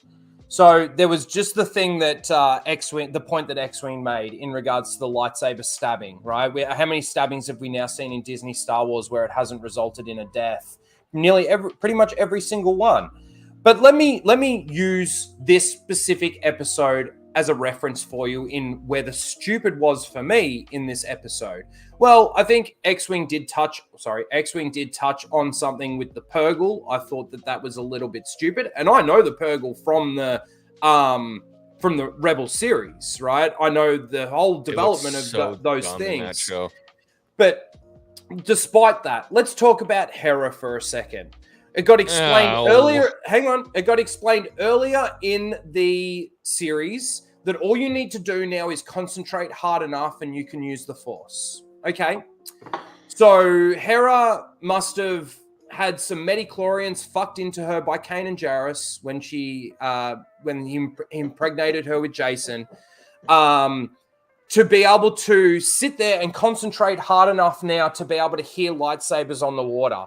Now, there are people out there that are actually trying to explain it away by saying, oh, but it was Jason, the connection between Jason and Hera, and he was projecting the sounds into her ears. This is the headcanon bullshit that I'm talking about, right? The justification, the explanation that these people, the mental gymnastics that these people need to do for it to actually make sense. Mental gymnastics. Right? This shit makes no sense. So hang on. People want to say that Jason projected those sounds into Hera's ears and the feelings into Hera so that she could feel that. Okay, so let me give you a what if or a different scenario. What if you were to put Anakin and Shmi in that exact same situation? Would Anakin be able to project those feelings and those sounds to Shmi Skywalker? Like, honestly, Here's about what I'm going to that. tell you Like, right now, though, Raging Rhino. Here's what I'm going to tell you right now. In Disney canon, maybe. Here's what I'm going to tell you right now. It could make sense if it was those two. If he was born I don't think it can. If he was born of the Force from her womb, it might make sense. It doesn't change the fact that she's not force sensitive. People want to make the That's argument. not how It's the same. Force People, works. hang on. I get People that. want I to get make the that. argument that it's the same between Luke and Vader talking across space. No. Right? You know in Empire, right? When Yeah. they've finished their battle, and they want to say that it's the same as that. Completely different. It's I didn't feel that. completely different. But this is, like I'm saying, the mental gymnastics and the headcanon that So, people Raging need to... Rhino, if you make a video later, don't use the Shmi Anakin one because there's an argument to be had there. In Use the Disney's Vader Luke canon, one. maybe, but not in real Star Wars. I'm sorry, but if you go by the EU, if you go by anything that I've ever seen in real Star Wars, in George Lucas Star Wars, none of that makes sense. Not even Anakin and Shmi standing there in that same situation. That doesn't make sense. I could make an argument for Anakin and Shmi.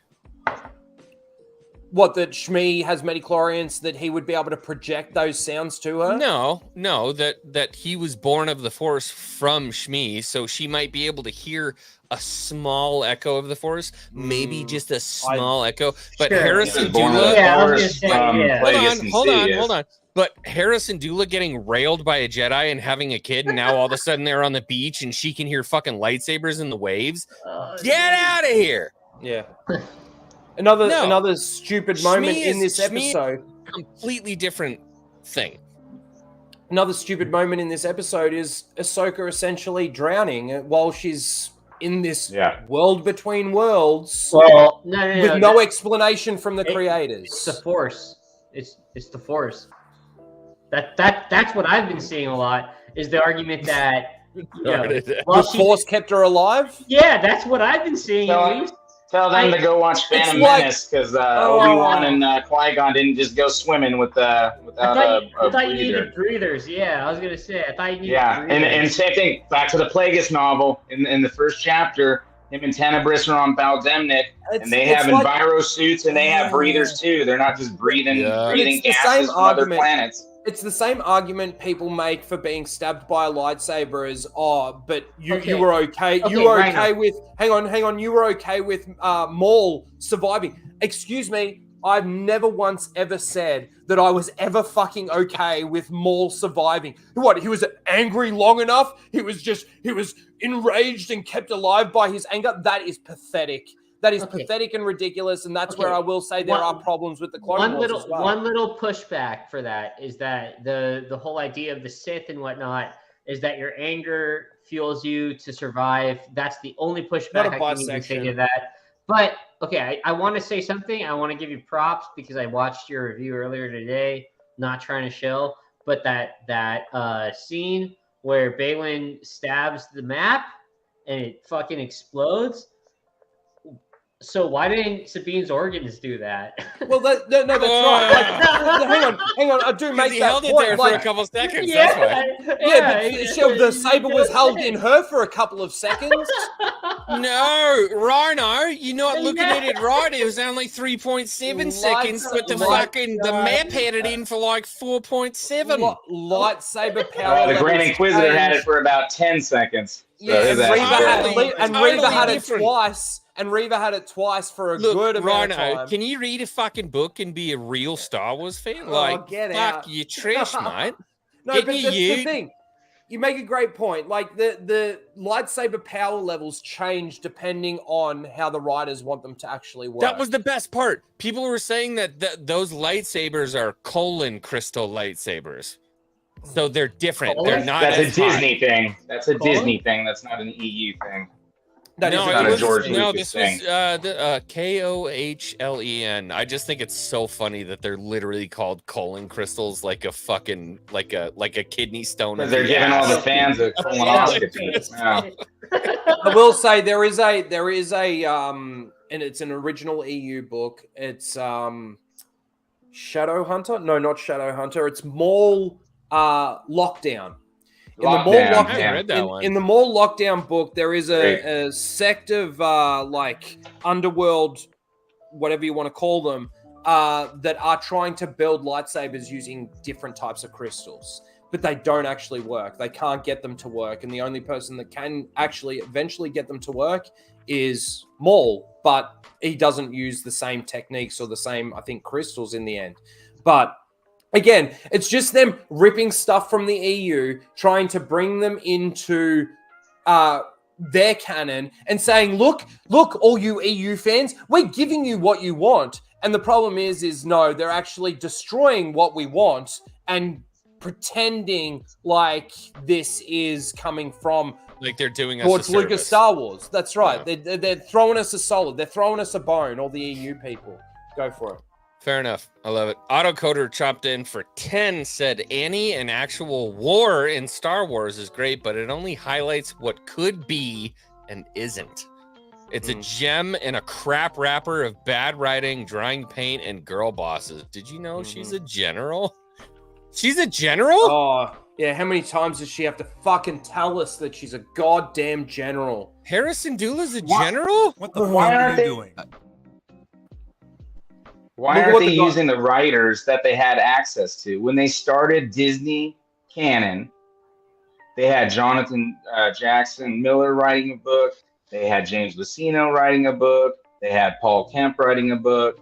They used them all and used them once to write a book. And they can't use any of them to do some screen adaptation to Nope, actually write a absolutely not. coherent script that would actually move along and actually have a coherent story that like flows.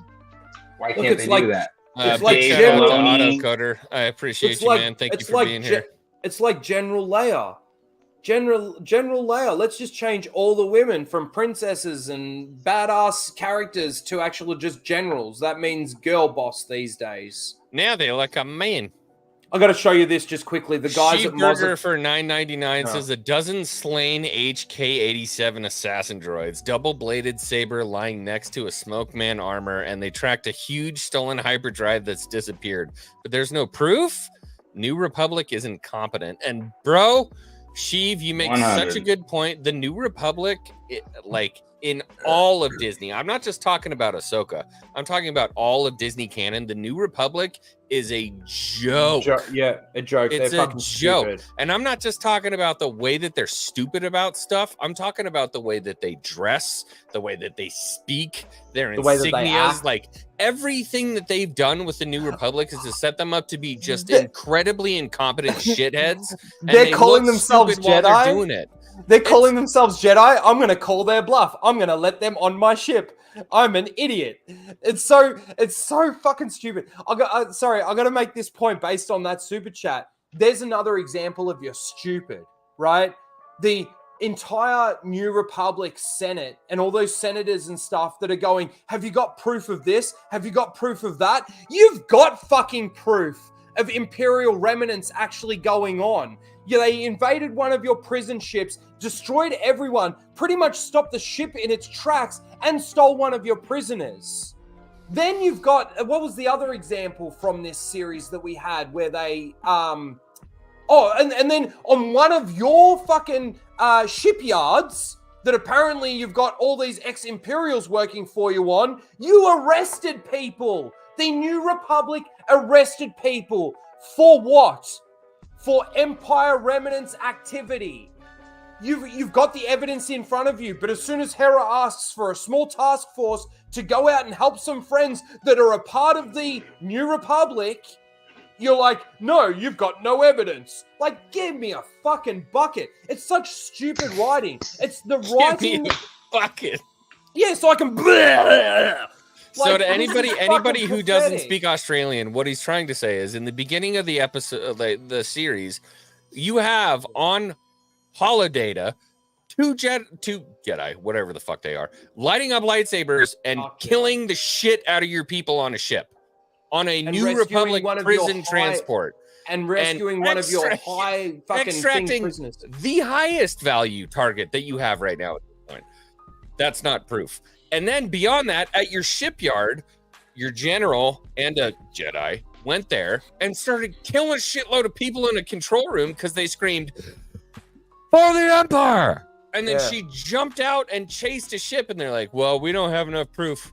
So, you know what? I'm going to give you a lot of credit for that because I didn't even think of that.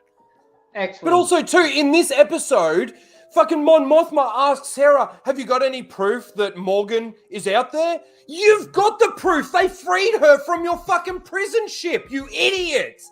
They made Mon Mothma, again, one of my favorite characters in the entire Star Wars galaxy because she helped create the fucking rebellion with Bail Organa. Now, I'm not saying Bail Organa should be here. He's dead. But in Andor, he certainly should fucking be there.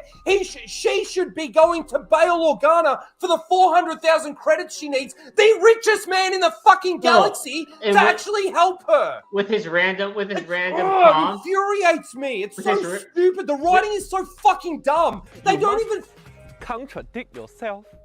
Hey, and the random comm he had in Obi-Wan that he was able to find Yeah. Hey, okay, so X-Wing, you remember before this show started, one of the things we were talking about was like Mandalorians versus Jedi, why they created the Beskar, why they created their tech to be able to combat a Jedi at far distance, not close distance.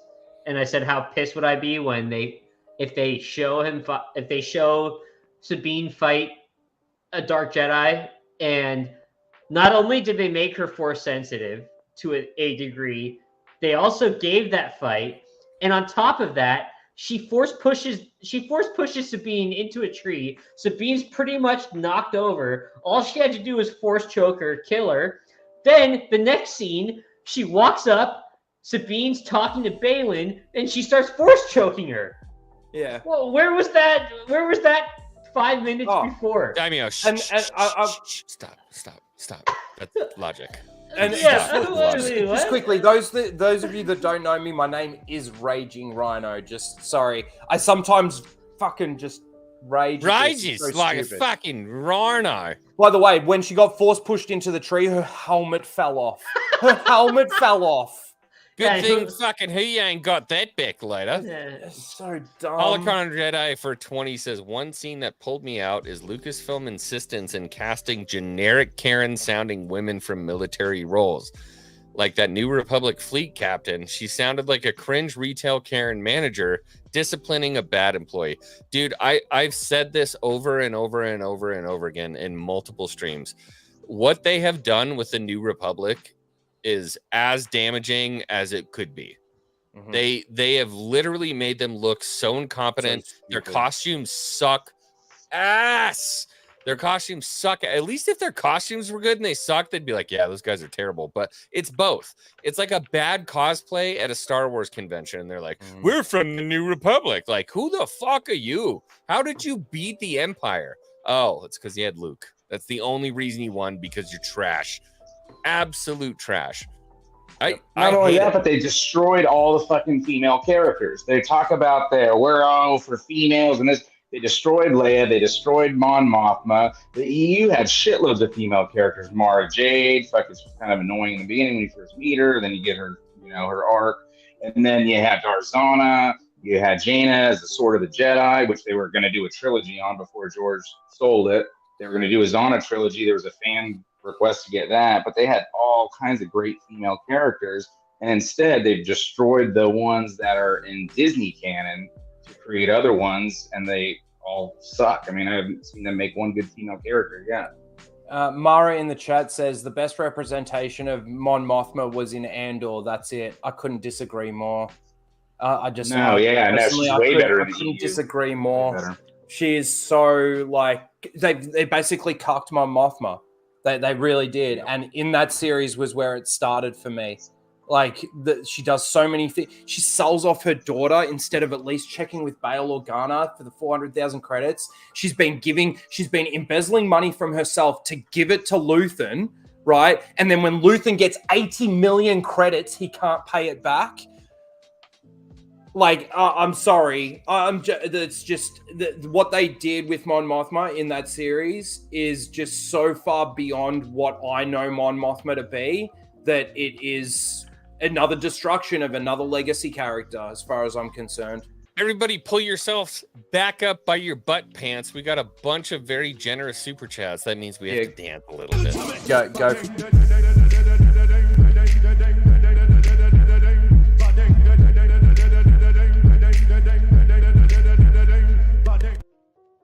Thank you, everybody who sent in a super chat. We appreciate your opinion. Clearly, you triggered the rhino. Yeah. They tried tusk out. They tried triggering me at MozzaCon. They bought me these. Oh boy. Now I got to ask this question. This is actually some promotion for the Ahsoka series. Clearly. Have we heard her say "I am no Jedi" once? She keeps getting but we heard referred to. Balin said it. Remember that? Yeah, true. First thing Balin walks in, we are no Jedi. I'm like, Yeah. oh. And then the worst fucking part when Ahsoka goes, Thrawn's returning as heir to the Empire. The eye roll that I experienced, I thought I was going to go fucking blind. What do you mean? It's exciting. Hey, they're giving you the EU. Yeah, what do you mean? They're giving the EU fans what they want. It's the best. It doesn't matter that they swap Luke with Ahsoka. Doesn't matter, man. Hey, we lost the positivity here, okay? I started this thing. I was excited about Anakin coming back, okay? And then you fucking degenerates come in here and fucking drag me back down to the depths about why I'm pissed off about Star Wars. All right. The truth hurts. Look, the truth hurts. I'll take off the blinders. I just cleared my throat into my mic. Sorry. I'll give you the fact that there were some decent moments in this episode. The problem was that those moments mean nothing. Those moments are nice to see. I'll give you that. But they don't have any actual storytelling weight to them. It means nothing. Ahsoka taught herself a lesson about living or dying, fighting or dying. And she projected it, like I said, it gave me Kylo Ren forgiving himself vibes. You know, in The Rise of Skywalker, when he projects in his mind an image of his dad. Like that's the same. It gave me the same sort of vibes. It was Ahsoka teaching herself a lesson and in her own mind beating her dark side, I don't know, fears, I guess. And that's not how the Force has ever been taught. That's not how these lessons have ever been learned. No one, like, people want to make the argument. It's like the cave on Dagobah when Luke goes down there. Luke taught himself a lesson. I know. Go back and rewatch it. Actually, Yoda's the one teaching him the lesson. And he failed the lesson. And if you read the EU and especially the Heir to the Empire trilogy, Luke re-references that because he does go back to Dagobah and goes back to the cave, and he realizes that he overcame that thing. He was fearing that he was going to see Vader again going into that cave. And he realizes that he's already overcome that, so it's not going to give him that image anymore, and it ends up giving him an image of Mara Jade. But at the same time, it's good writing because while he's on Dagobah trying to revisit that whole situation, he finds a piece of tech that connects him to the story later. Yeah, correct. You know what I'm saying? Correct. So it really shows. He didn't just drop on Dagobah and say, "Look, I'm on Dagobah," and then leave. Yep. Again, they interwove it into the story and into the pre-existing lore and continuity. All right, so gentlemen, I'm gonna get going. I just wanted to give my 2-piece. Thank you for having me on. It's good to see you again, and you weren't kidding. It's growing back. The hair? Oh yeah, it's there. It's growing back. The stash is back, but the hair needs a few more months. Just shave the stash off and just Bosley put it on there. I'm Carlos now. Oh my god. Good to see you, brother. All I right, appreciate it. man. Peace out. Thank you for Great having stuff, me on. Daimyo. Later, dude. Later, dude. Peace. Spirian hopped in with the $1.99 with a super sticker. It's good to see you, man. I hope you're doing well. Thank you for being here tonight, and huge thanks to Justin and my boy Raging Rhino for being a big part of this stream. I mean, you guys have carried basically the majority of this for me. Mostly it was Rhino just fucking irate, which I love. He kind of reminds me of the Spider-Man character. You know what I mean? It's what I do. It's because like I keep getting the feeling that people are ignoring past stupid stuff, and it's like, oh, this is what's going to turn the corner. Oh no, not that. This is what's going to turn the corner. Oh no, not that. This is what's going to turn the corner. Like the yardsticks seem to continue to move further and further and further down the road. But for me, I keep just seeing the same thing. I keep seeing nostalgia bait. Keep seeing cameos, and then people seal clap over that, and then the story just goes to shit because that's all people need now.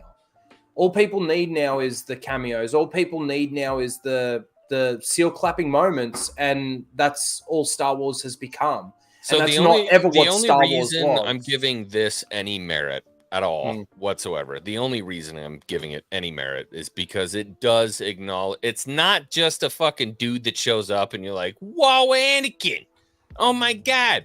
There are ties to stories that have been told before, and so that's why I like it. And depending on how the next 3 episodes go, I will either reject that statement completely and or embrace it fully. It's going to be one of the two. If I had to put my money on something, it's probably going to be the former. I'm probably going to reject it, but we'll see. You never know. But I felt like, it's so important for me, at least, at this time as a Star Wars YouTuber, if I see somebody making even just a fucking juke in the right direction, praise it for going in the right direction. And I do honestly, in my guts, I feel like it really is not a step, but maybe like the foot shifted in the right direction. And I got to see Anakin wielding a lightsaber. I got to see him fighting.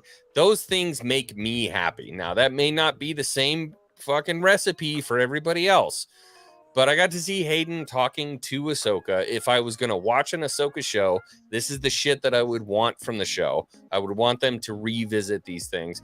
I don't really like the way that they portrayed it, where it's not really a Force vision. She's not really in the world between worlds, but at least, it gives us a little bit of discourse. But Hayden Christensen, the most important thing for me is that Hayden Christensen was back in this episode, full force, doing everything the way that he knows how to do. So even in this shitty, weird, fucked up Disney Star Wars world, Anakin was given the due credit that he deserved. The only thing that I would say to essentially counteract that a little bit, and I'm not, please, again, I'm not trying to remove your enjoyment from it or anything like that. The point is discourse, Rhino. You don't have to fucking apologize to me. He's being gentle right now. Yeah. But no, I've been hit so hard in the past by people that I thought that were on my side of the aisle. For saying, why do you care if I'm on your side? You're my friend. No. I know. Anyway, let me ask you this: would you go back and rewatch episode 1? Yeah, I do frequently. No, episode 1 of the Ahsoka series. Episode 1 of Ahsoka. Oh, no. Okay, would you go back and rewatch episode 2? I wouldn't rewatch anything except for the Anakin bits of the show. Okay, so that brings me to my point. So if let's say because that was a right kind of step. What's the best part? What's the best moment in The Empire Strikes Back? Oh man, many to name. Yeah, really tough. I can't pick one. Okay, well, just pick one. What's a really good moment in The Empire Strikes Back? I think it was like when I was really first watching it for the first time, when you see Luke like bust out a lightsaber, open up the AT-AT and throw a fucking grenade in there, and you're like, this guy's fucking dangerous. Yeah, okay. You know what I mean? I would have said the moment when Vader delivers the line, "You're not a Jedi yet." Like that moment for me is probably the Yeah. best moment in Empire. I never really thought So- the father reveal was like all that incredible. No, but no, I don't think. I think the when he's whooping Luke's ass, the opening to that battle. showing him he's is- not a Jedi. Yeah, Obi-Wan is. What does he say? Oh, I can't remember the exact what line part? now. Anyway, it's that And what opening part? bit. I can say the line. In the bit where they're basically the silhouettes of each other, and they're on the stairs, and just before he puts him in the Oh, you're talking about in the carbonite chamber. in the carbonite chamber. Yeah, cinematically that's beautiful, but from a story standpoint, Just the lines that are delivered in that, I think, are some of the best lines in Yeah. Star Wars. Anyway, let's say, for example, you mentioned the bit on Hoth, and I've mentioned the bit on Cloud City. Let's say the rest of that entire movie was shit. Like the rest of it was shit. Would you just go back and rewatch that moment? I do that often with Star Wars. Okay. Yeah, I do it often. Like I'll go back and I'll rewatch the Clone Wars, and I skip like 60% of the movie. And I watch the shit that I want to watch. I do the same thing with Revenge of the Sith. I do the same thing with the Phantom Menace. I do the same thing with A New Hope. Like, yeah, 100%. I go back and I pull the fucking nuggets that resonate with me, and I love to rewatch those. It doesn't mean the rest of it is shit. The difference would be that for this other stuff that we're watching, I'm skipping it because it's shit. The other thing is I'm skipping stuff because those are my favorite parts. Yeah. So there's a difference. Do you reread like EU books, or do you replay like KOTOR or any like old school games? So yeah, so I went through and I played KOTOR twice again. I think it was last year. I played KOTOR through twice because it's just like any Bethesda game. Like if you're gonna play it, you have to play it as a good guy and you have to play it as a bad guy. You have to do both. Yeah. In terms of books, no, I don't really re-listen to them. Basically anything Mark Thompson I can listen to all I day. re-listen to so. I reckon I've listened to the Plagueis. Plagueis is The Empire Strikes Back. Yeah, I reckon I've listened to Plagueis I should at least probably go 20 do times. Plagueis. Of the EU. I only I've read did Plagueis once.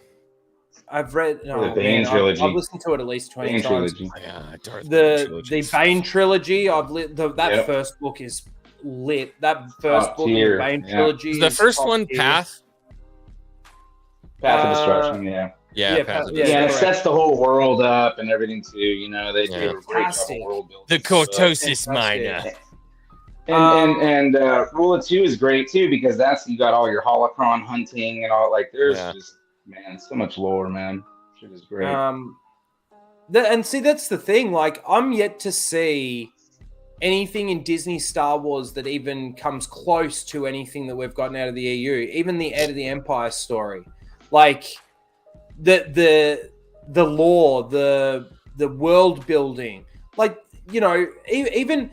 Another thing that I find that's really stupid in Disney Star Wars is that hyperspace travel is now hyperspace teleportation. You just jump into hyperspace and 20 minutes later, you're at your destination.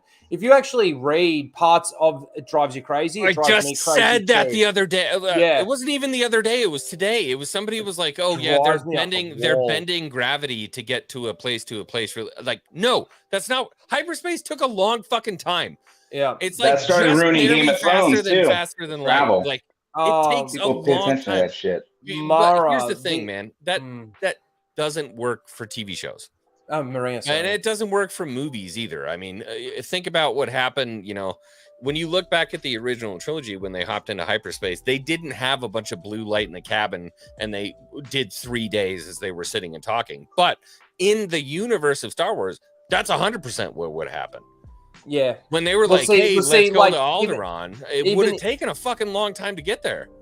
Even in like the Heir to the Empire novels, the original Heir to the Empire novels, they like Luke is in his X-wing traveling from one place to another place, and he makes pit stops along the way. Sometimes those pit stops are forced upon him.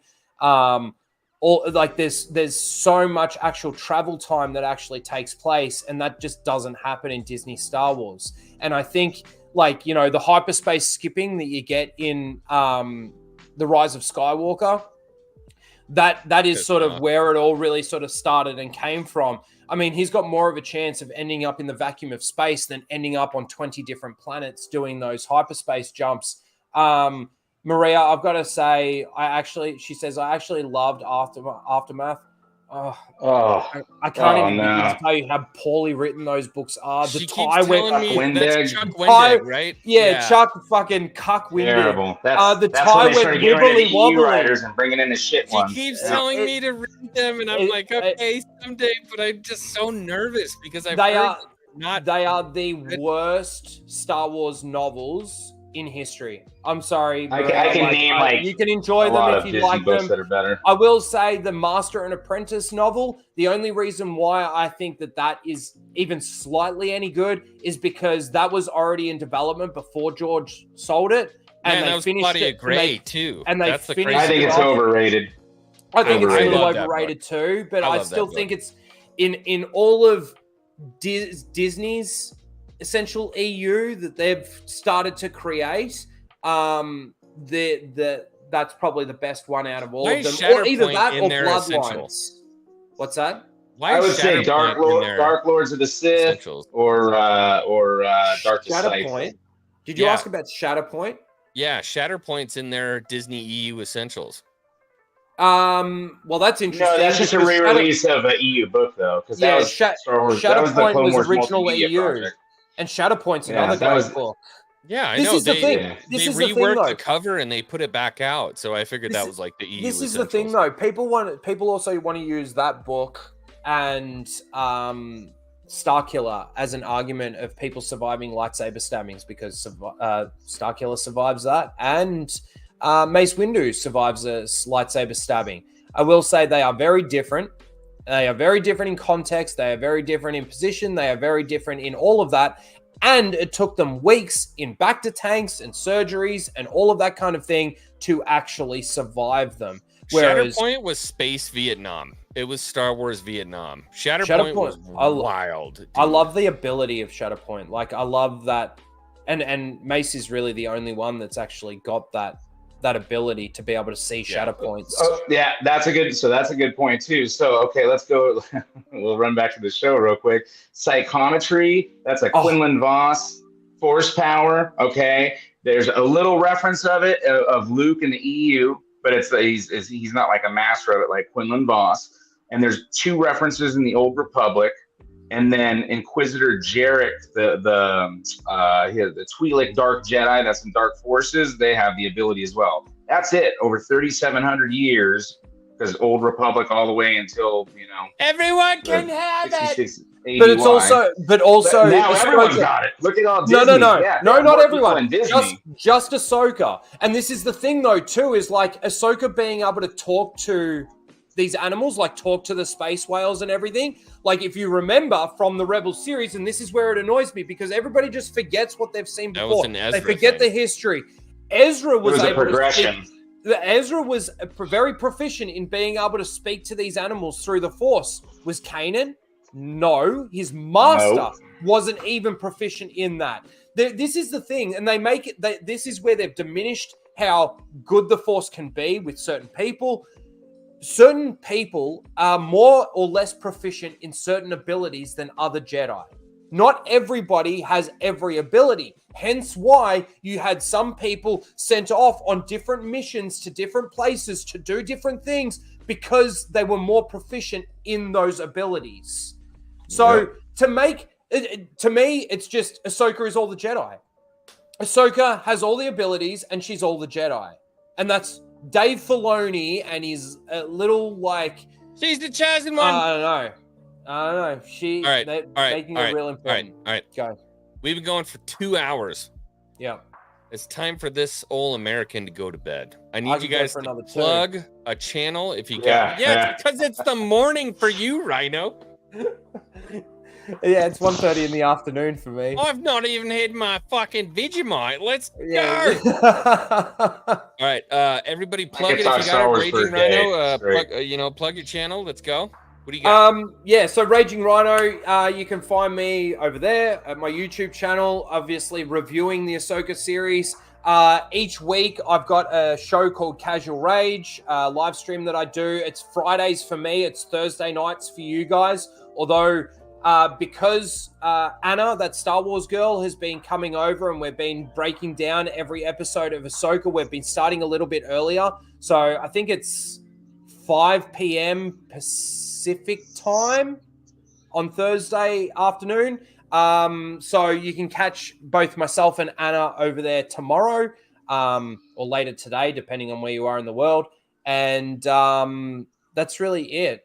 We've also got another channel, the Full Aussie, that we just recently got monetized, and we just had MozzaCon. We all had a bit of a meetup and everything, which was pretty awesome. There was some really funny moments from that as well. And you can also find me on Twitter or X, whichever you prefer. She broke your washer. Yeah, no, she broke Lethal's washer. The funniest moment was Mozza farting on stream. But yeah, anyway, that's it from me, guys. Fucking highlight. It was the best moment. It was the funniest moment. You can find that clip over on my Twitter. But Justin, yeah, what about please, you, man? Raging Runner. That's it. Justin. Hello. What's up, brother? What's up? You got anything you want to plug? You got an OnlyFans? What are you doing, man? I don't know. I may be a grifter coming soon. Okay. Well, no, I'm not gonna be grifting. Oh but boy. I'm trying to get my house sold, but I'm starting my stuff right now, man. I'm gonna do a lot of stuff behind the scenes, but I gotta wait until I'm settled in so I can be consistent. But we'll see. Stay tuned. I gotcha. All right. Well, it's that time of the night where I have to ask everybody in the chat. I have to look at you, Raging Rhino. Justin, I got to look at you guys and ask you, do you believe? Do you believe in Not in me? Filoni. Do you believe? Because I have to go. But please, believe in me. My time has come. You must continue your journey without me. What are you? What? Master! You can't leave me. You must believe. Master!